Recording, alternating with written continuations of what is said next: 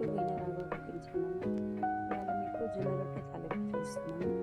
దీంట్లోకి కావాల్సిన పదార్థాలు: పల్లీలు, తాలింపు గింజలు, ఇంకొక బిగ్ సైజ్ ఆనియన్, కరివేపాకు, కొత్తిమీర, ఒక 4-5 పచ్చిమిరపకాయలు, హాఫ్ లెమన్, ఇంకా లెఫ్ట్ ఓవర్ జొన్న రొట్టెలు. ముందుగా ఒక వెజల్ తీసుకొని దాని లోపలికి 2 టీ స్పూన్స్ ఆయిల్ని యాడ్ చేసుకోవాలి. ఇప్పుడు దీని లోపలికి తాలింపు గింజలను యాడ్ చేయాలి. ఇది పిల్లలకు బ్రేక్ఫాస్ట్ లేకపోతే లంచ్ బాక్స్లో పైన బాగుంటుంది. రొట్టెలు మిగిలిపోయినప్పుడు ఇలానే చేస్తుంటాం మేము. మీరు కూడా ట్రై చేసుకోండి.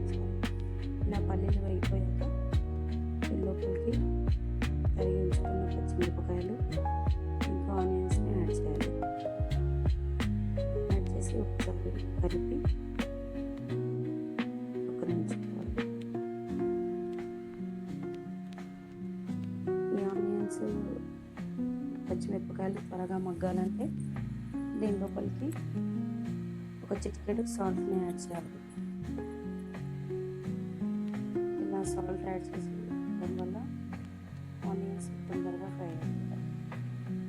కొత్తిమీర, కరివేపాకు కూడా ఇందులో యాడ్ చేసామండి. ఇప్పుడు ఒక చిటికెడు పసుపు, 1 teaspoon ginger garlic paste కూడా యాడ్ చేయాలి. చేసి బాగా కలుపుకోవాలి.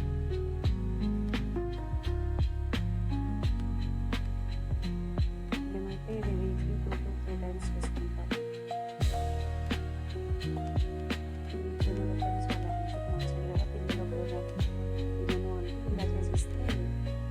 జొన్న రొట్టెలు కూడా ఇంత హెల్తీగా ఉంటుంది. ప్లస్ పిల్లలు ఇష్టంగా కూడా తింటారు. ఇప్పుడు ముందుగా పెంచుకున్న రొట్టెల్లోకి ఉడకబెట్టిన వాటర్ని యాడ్ చేయాలి.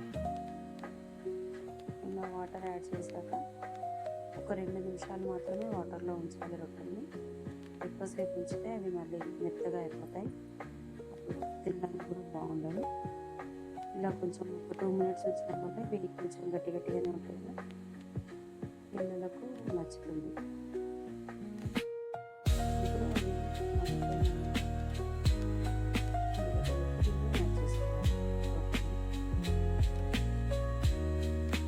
యాడ్ చేసుకొని బాగా కలుపుకోవాలి. ఇలా 2 to 3 మినిట్స్ లో ఫ్లేమ్లోనే వీటిని ఇలా కలుపుతూ ఉండాలి. రొట్టెలు ఇంకా క్రిస్పీగానే ఉంటాయి, సాఫ్ట్గా కూడా అవుతుంది. రోస్ట్ చేసుకోవడం వల్ల స్లో ఫ్లేమ్లోనే చేసుకుంటే ఇది టేస్టీగా ఉంటుంది, హెల్దీగా ఉంటుంది. ఇప్పుడు ఫైనల్గా 1 టీ స్పూన్ నువ్వుల పొడిని యాడ్ చేస్తున్నాను. స్టవ్ ఆఫ్ చేసేసి ఇప్పుడు ఫైనల్గా ప్లేట్లోకి సర్వ్ చేసుకోవాలి. ఇలా వీటిని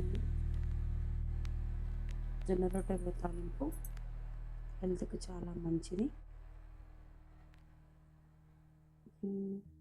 సర్వ్ చేసుకునే ముందు ఒక నిమ్మ చెక్క తీసుకొని పైన స్క్వీజ్ చేసుకొని తింటే చాలా టేస్టీగా